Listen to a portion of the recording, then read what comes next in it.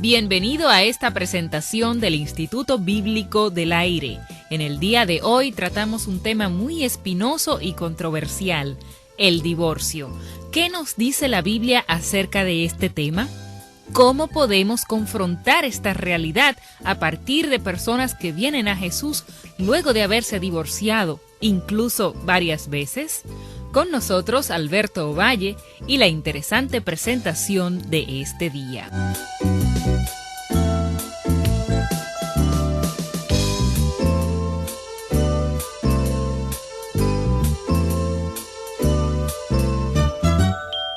Saludos y muchas gracias por su sintonía. Estoy seguro que usted estará muy atento al estudio de este día porque realmente abordamos un tema que genera muchas preguntas. Así que rápidamente demos un vistazo a lo que hemos aprendido en nuestras últimas lecciones sobre el amor. Hemos estado considerando Primera de Corintios 13 y ya al final del capítulo, Pablo dice que el amor es digno de admiración porque es eterno. Y déjeme recordarle que esto sería imposible a menos que el amor sea espiritual. Ahora, no creo que podamos llegar a ningún lado con este amor ágape solo por analizar las partes que lo componen. Usted moriría antes de poner en práctica por usted mismo todas estas virtudes y comprendería que no lo está describiendo a usted, sino a Dios. Aquí es donde debe implementar los 4 secretos espirituales que ya hemos estudiado. Yo no tengo el amor ágape, pero Dios lo es. Y si yo estoy en Él y Él está en mí, entonces tendré la capacidad de amar con ese amor. Yo no puedo amar así. A mí no me tomó mucho tiempo comprobarlo. Y si usted es honesto, dirá, ni siquiera yo quiero amar de esa manera. Pero Dios si quiere. Esta es la manera en que Él quiere amar a su cónyuge y a sus hijos. Y si usted está en Él y Él está en usted, entonces es posible que se asombre de a dónde irán a parar sus yo quiero, porque sus yo quiero serán entonces los yo quiero de Dios.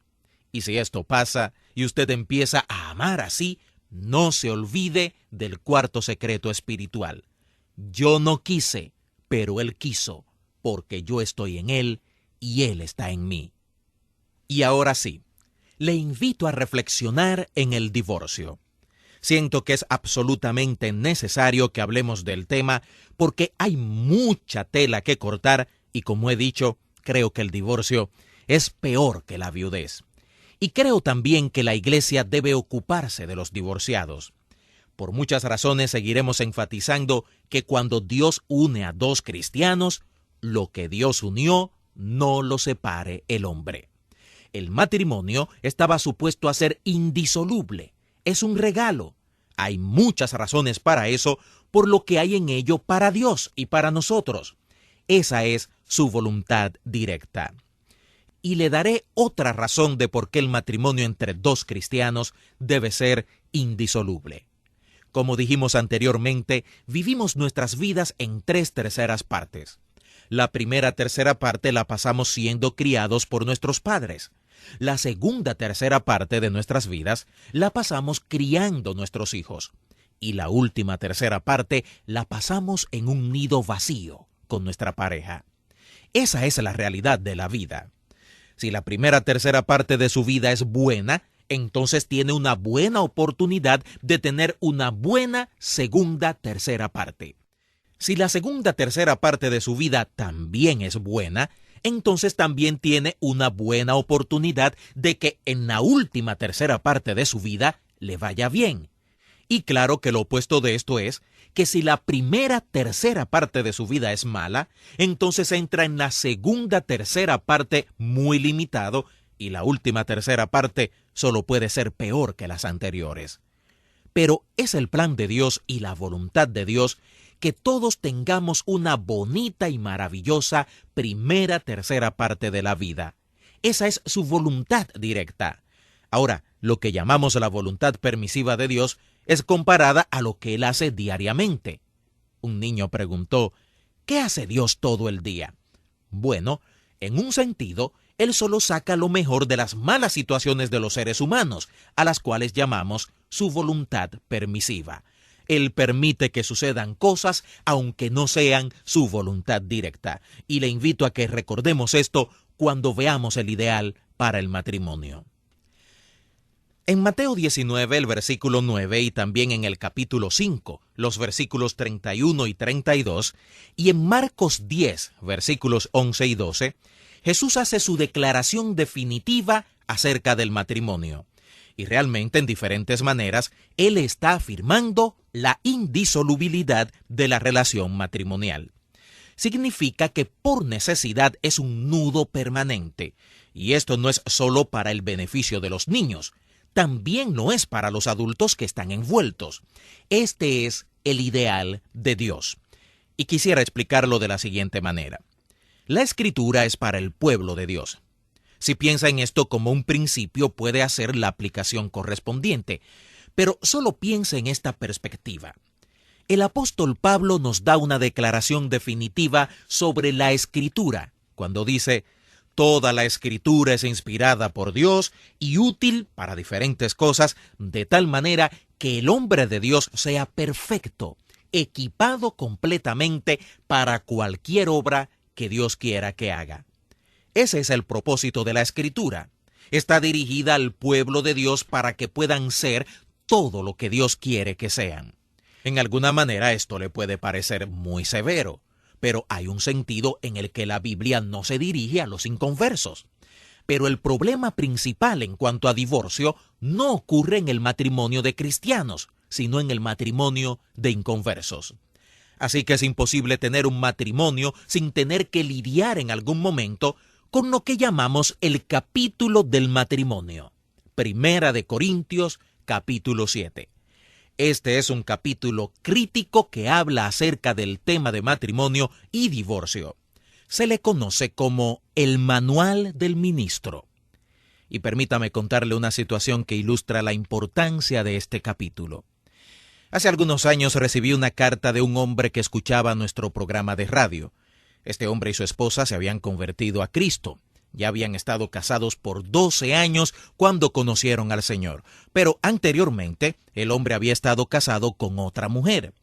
Al convertirse a Cristo fueron aconsejados por un ministro que les dijo que debían separarse y él debía buscar a su antigua esposa y tratar de reconciliarse. Si su antigua esposa o su antigua pareja lo aceptaba, debía divorciarse de su actual esposa para casarse con la otra. Solo si su antigua pareja no lo aceptaba, estaría libre para su unión matrimonial, pues de continuar casados, les dijo el ministro, estaban en fornicación. Ellos nos preguntaron, ¿qué debemos hacer? ¿Qué aconsejaría usted? ¿Cuál es la condición de esta pareja delante de Dios? Bien, con esa introducción vayamos ahora a 1 Corintios 7. Aquí se encuentran las respuestas a esas preguntas. Este capítulo fue escrito en respuesta a una carta que Pablo recibió de la iglesia de Corinto. Dice al comienzo, en cuanto a las cosas que me escribieron, como puede ver, ellos le escribieron y le hicieron preguntas, y aparentemente tenían muchas preguntas acerca del matrimonio. Antes de que empiece a leer este capítulo, es importante que saquemos algunas perspectivas del mismo. El versículo clave, sin el cual no podríamos entender partes del capítulo, es el 26, donde Pablo dice, «Tengo pues esto por bueno a causa de la necesidad que apremia, que hará bien al hombre en quedarse como está». ¿Qué le parece? Si sus hijas son vírgenes, ¿deberían casarse? Bueno, si usted lee este capítulo y no tiene la perspectiva que compartiré a continuación, pensaría que él toma una línea muy dura sobre el matrimonio, porque dice, sería mejor que no se casaran. También al comienzo dice, bueno sería para el hombre no tocar mujer. Pablo está contestando una pregunta, así que tiene que imaginarse cuál era la pregunta. En este capítulo, cuando Pablo habla de algún tema que fue enseñado por Jesús, hace la observación, no yo, sino el Señor. O sea, yo no les estoy diciendo esto, el Señor les dijo. Algunas personas piensan que hay partes de este capítulo que no son inspiradas porque Pablo dice, no tengo mandamiento del Señor, pero les voy a decir lo que pienso. También dice al final del capítulo, yo también tengo el Espíritu de Dios. En otras palabras, todo lo que él dijo es inspirado. Pero si Jesús había enseñado acerca de lo que ellos preguntaban, lo que Pablo hace es repetir lo que Jesús había dicho y afirmarlo. Jesús enseñó la indisolubilidad de la relación matrimonial. Así que Pablo dice en el versículo 10 y 11, pero a los que están unidos en matrimonio mando no yo, sino el Señor, que la mujer no se separe de su marido, y si se separa, quédese sin casar o reconcíliese con su marido, y que el hombre no abandone a su mujer. En esos primeros 11 versículos del capítulo, vemos que Pablo se dirige a las parejas cristianas, donde tanto el hombre como la mujer son creyentes. Pero cuando llega a los versículos 12 a 16, comienza a contestar la pregunta que le habían hecho y aparentemente Jesús nunca enseñó sobre este tema mientras estuvo en la tierra. Dice, y a los demás yo digo, no el Señor. Eso no significa que no sea inspirado, sino que Jesús no enseñó acerca de eso en su ministerio terrenal. Ahora bien, la única base que Jesús da para el divorcio se traduce de diferentes maneras: infidelidad y fornicación. Los estudiosos no se ponen de acuerdo en cómo debe ser traducida esta palabra. Y es casi un caso de decidir con qué estudioso de la Biblia estar de acuerdo si usted no es un experto en griego. Algunos traducen la palabra que Jesús usó en Mateo 19 como fornicación. Esto significa principalmente sexo antes del matrimonio. ¿Cómo aplicar eso a una pareja de casados donde uno de los dos es infiel? Otros teólogos lo interpretan a la luz de la tradición judía. Si en la noche de boda el hombre descubría que su esposa no era virgen, ella era culpada de fornicación y él podría dejarla. Él no estaba obligado a seguir con el matrimonio, pero en caso de hacerlo, este sería indisoluble. Pero uno de estos estudiosos dice, esa palabra realmente significa prostitución y tiene que ver con el patrón adictivo de la inmoralidad sexual. No se refiere a la persona que cae o es seducido o tiene una crisis de media vida y tiene una relación extramarital. No está describiendo a la persona para la cual la inmoralidad sexual no es característica. Habla de la persona que simplemente no puede vivir exclusivamente en una relación matrimonial. Acogiéndonos a esta interpretación, Jesús está diciendo que en un caso así, estás libre. Así finaliza otra importante clase del Instituto Bíblico del Aire. Le ofrecemos gratuitamente a vuelta de correos notas impresas de esta serie sobre familia y matrimonio. También nos gustaría saber en qué forma estos estudios son de utilidad para usted. Escríbanos al Instituto Bíblico del Aire, apartado 2805, Miami, Florida, 33265, Estados Unidos. Una vez más, Instituto Bíblico del Aire, apartado 2805, Miami, Florida, 33265, Estados Unidos.